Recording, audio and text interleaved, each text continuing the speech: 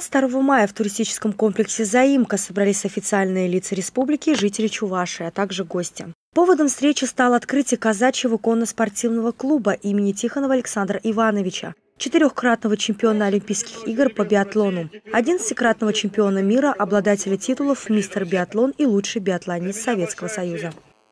У меня было 11 голов лошадей.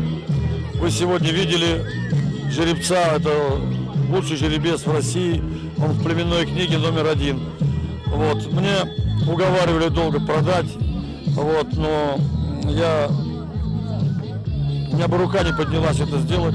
И я решил сделать подарок Чувашии, вот этому клубу, на этой заимке.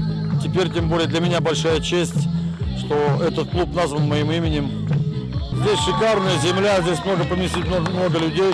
А то искусство, которое показывают казачата, это возрождение настоящего поколения. Вот этим я живу. В конном клубе 30 лошадей. Казаки Чувашии и донские казаки показали зрителям завораживающее зрелище. Джигитовка – показателем выступления верховой езды. Джигитовка – это скачка на лошади, во время которой ездок выполняет гимнастические и акробатические трюки, военно-прикладной вид конного спорта. Возникла и развивалась у народов Кавказа, Средней Азии, украинских и русских казаков, как естественный способ верховой езды, подготовка ездока и лошади. Юные казаки продемонстрировали владение холодным оружием, поднимали предметы с земли, соскакивали и вскакивали на коня на карьере.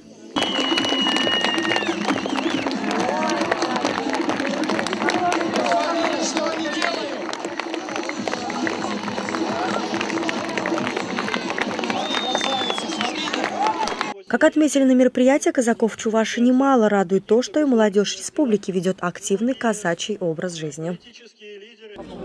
Планы у нас огромадные, вот, молодежи много, ее надо чем занять, нормальным, настоящим. Потому что в нашем плане, то есть, естественно, мы насколько максимально можем вместить, то есть там нет какого-то определенного там, вход или выход, а для всей детворы у нас двери открыты. Ну, казачество, оно всегда было в Чувашии. Это же не национальность, как некоторые понимают, во многом чего ошибаются. Это образ жизни. И они были в Татарии, в Мордовии, в Чувашии, наши братья-казаки есть. Как оно развивается? Оно развивается, ну, не скажу, что очень активно, бурно. Это не для позерства, это просто мы кого попало в казаки, мы не берем. Мы такие проводим собеседования, проверяем их на по роду, там, как говорится, по образованию, по морали, по всему, да. И казаки, есть они у нас в Чувашии, будут. Ее очень много даже в нашей общине казаков в Чувашии, где мы зарегистрированы в Минюсте Чувашской республики, как община казаков. Вот, где она вот на базе «Заимка» и базируется, как база. Вот, и атаман Беликов, у нас атаман возглавляет ее.